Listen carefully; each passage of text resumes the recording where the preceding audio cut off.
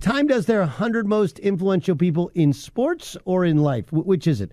And again, no one's picked up a magazine in 15 years, right? 100 most influential people in sports. Okay. 100 most influential people in America or in all of life, in the entire world. Okay. So most influential people. Okay. And Caitlin Clark was their most influential person a year ago. She was Athlete of the Year. But she's not among the 100 most influential people in America. Is that correct? On their list.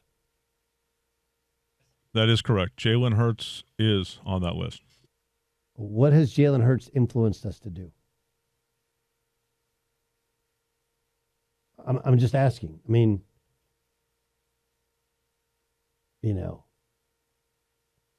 I only know this not because I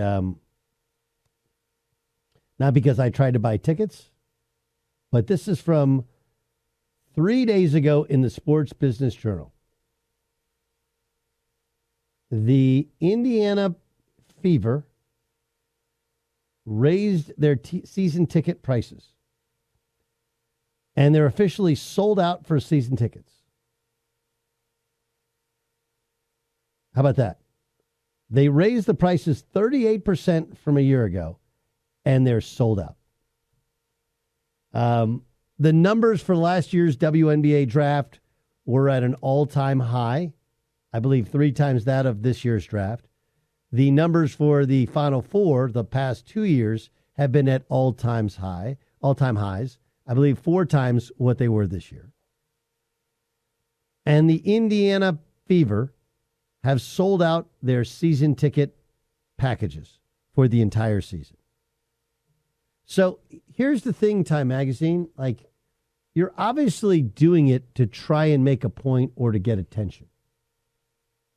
But what is that point, and why did I bite and give it attention? To call you idiots. I don't know if that does that win awards? Does that get attaboys? That I'm like, you're dumb. Oh, way to go, you're dumb. You're blind. Breanna Stewart is on this list, is that right? Breanna Stewart and Nafisa Collier, they both developed the, what is it called? Unrivaled. Unrivaled, yeah. The full court 3-on-3 league that nobody watches, that's awful that they play in? To be honest, there's a second tier of the league where they do one-on-one. Is there? Yep.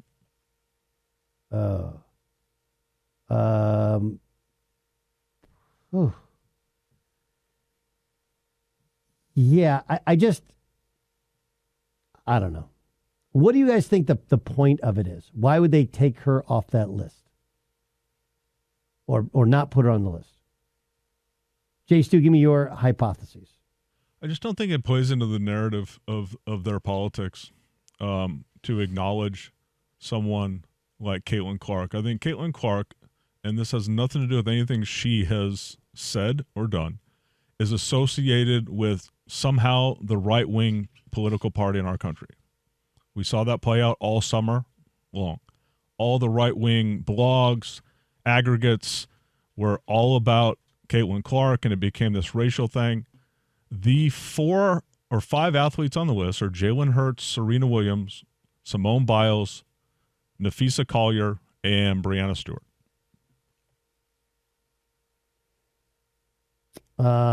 Okay. Sam, what do you think? I don't know what changed in the last 4 months from December to now. Again, I'll go back to what the straw men that Colin Cowherd quoted is saying, she was on for 2024 and now it's a new year. But that doesn't really make sense. 4 months ago, she was the Time Magazine Athlete of the Year. And so to not have her on, there's residual carryover. She's still she was just on with Dave Letterman. I mean, she's still making headlines. She's still making change. She's bringing money to the WNBA. So I don't know what changed in the last 4 months to leave her off. Out of 100 people, she's your Athlete of the Year. Then she should be on the list if there are 5 or 6 other athletes that are on that list. Well, not just that. Again, they've sold out their season tickets. Right? Do you think there's any other reason they sold out their season tickets? No, it's Caitlin Clark. Correct. It's unheard of. They play in an NBA arena. I grow super, super frustrated over stupid people.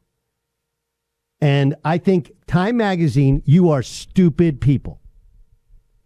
Because whatever your feelings are about whoever you think supports Caitlin Clark or whatever political alliances are, the WNBA had retracted to playing in smaller venues. Smartly so. Like Unrivaled. They play, I don't know, is that where, I don't even know where they play that. But what they do is all the seats are like dark and they have this like purple tint. So you can't see that nobody watches and nobody goes. It's like a gym like 500 people can sit in, but you can't tell how many people are there. So it's a television show. It hides it. The WNBA had retracted to these smaller venues, smartly so, instead of, or they put the tarp down so you can't up in the upper deck if they play in an NBA arena. The Fever play in the same arena, I believe, as the Pacers. Don't they play in, is it Bainbridge or whatever? Gainbridge Arena. Gainbridge. And they're sold it out. Like, what is actually wrong with you? And again, I don't like to be this guy because what happens is when you say what I'm going to say, they go, oh, you're a right-winger! You're a right-winger! I'm not. I have voted Republican one time in one bout. Richard Blumenthal, I think his name is, in Connecticut. Like, he lied about being in the military repeatedly. And he still, by the way, represents Connecticut. And he's actually pretty good at his job. But I was just like, dude, what? Just make up that you're in the military? Like, no, I'm not voting for you. Sorry. But I'm a radical centrist, generally very left-leaning. But the idea that Caitlin Clark, because she's white and from the Midwest, represents something nefarious is offensive to me.